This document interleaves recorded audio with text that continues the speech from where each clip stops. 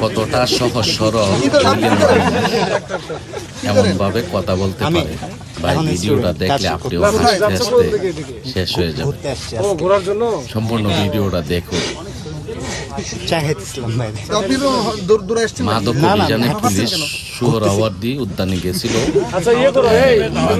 শপথকারী এবং যারা বিক্রি করে তাদের বিরুদ্ধে অ্যাকশন নেওয়ার জন্য, কিন্তু হঠাৎ করে এক ভালো একটা ছেলে দৌড়াইয়া চলে যায়।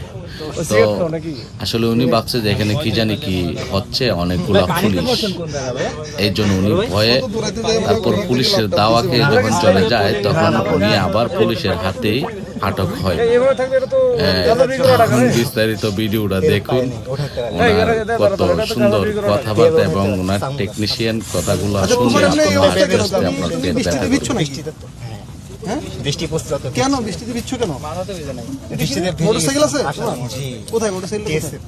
তেল নাই তো, তাই ভিতরে ঢুকে আমি চশমা চেঞ্জ করতে আসছি। এখানে চশমা চেঞ্জ করে না, নিউ মার্কেটে। তারপর এখানে আসছি একটু চা খেতে। উদয়ন স্কুলে কিসে পড়ো?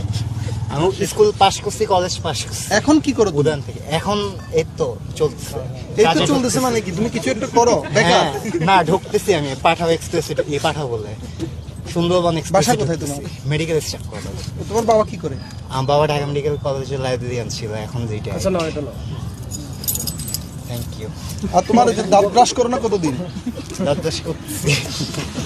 ওরা চলবে, সমস্যা নাই। না, আমরা বুঝতেছি তুমি মনে হয় মানে এডিক্টেড, বুঝছো? না, আমি ঘুরতেছিলাম।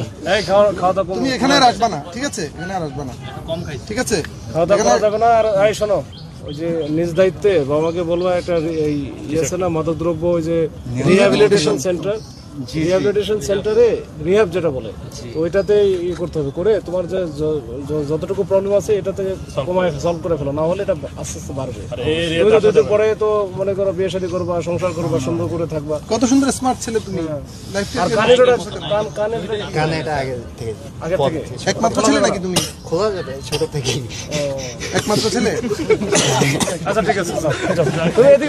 ভিডিওটা ভালো লেগে থাকলে অবশ্যই বেশি বেশি শেয়ার করে দিবেন।